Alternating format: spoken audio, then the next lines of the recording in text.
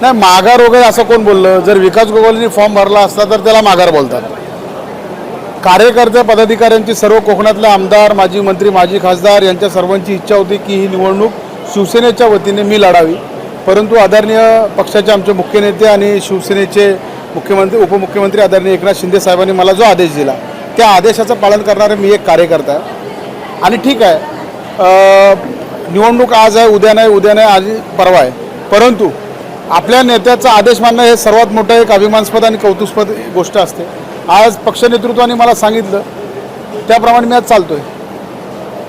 Aniket तटकरेंनी form भरला आणि आपले मंत्री गोगावले सुद्धा एकनाथ शिंदेना देखील भेटले होते, पण यावरती बैठक झाली होती. त्यानंतर काय समजलं? नाही, एकनाथ शिंदे साहेबांना सुनील तटकरे साहेबही भेटले होते असं नाही आहे. शिंदे साहेबांना सर्वच भेटतात, कारण की राज्याचे उपमुख्यमंत्री आहेत आणि शिवसेने पक्षाचे मुख्य नेते आहेत. काही विविध त्यांची कामं असतील त्या संदर्भात त्यांची मुलाखत या ठिकाणी झाली असेल. परंतु भेट घेणं काही चुकीचं नाही आहे. राजकीय क्षेत्रामध्ये आपण काम करत असताना स्वतः ते त्यांच्या पक्षाचे प्रदेशाध्यक्ष आहेत, या रायगडचे खासदार आहेत आणि त्यांचं काय काम असेल शिंदेसाहेब म्हणून ते या ठिकाणी भेट घेतली असेल त्यांनी. रायगडमध्ये कोकणामध्ये विकास गोगावलेच पाहिजे अशी देखील चर्चा झाली होती आणि आम्ही प्रतिस्पर्धी म्हणून मैत्रीपूर्वक अर्ज करून. हे बघा, मी तुम्हाला मगाशी सांगितलं पक्ष नेतृत्वाने एकदा मला जो आदेश दिला त्या आदेशाचं पालन करणारा मी कार्यकर्ता आहे.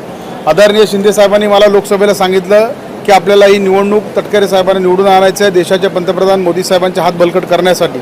आणि त्यावेळेला देखील शिवसेनेने प्रामाणिक काम केलं. याही निवडणुकीला शिवसेनेच्या वतीने आम्ही या ठिकाणी प्रामाणिक काम करू. अजून 4 तारीख शिल्लक आहे.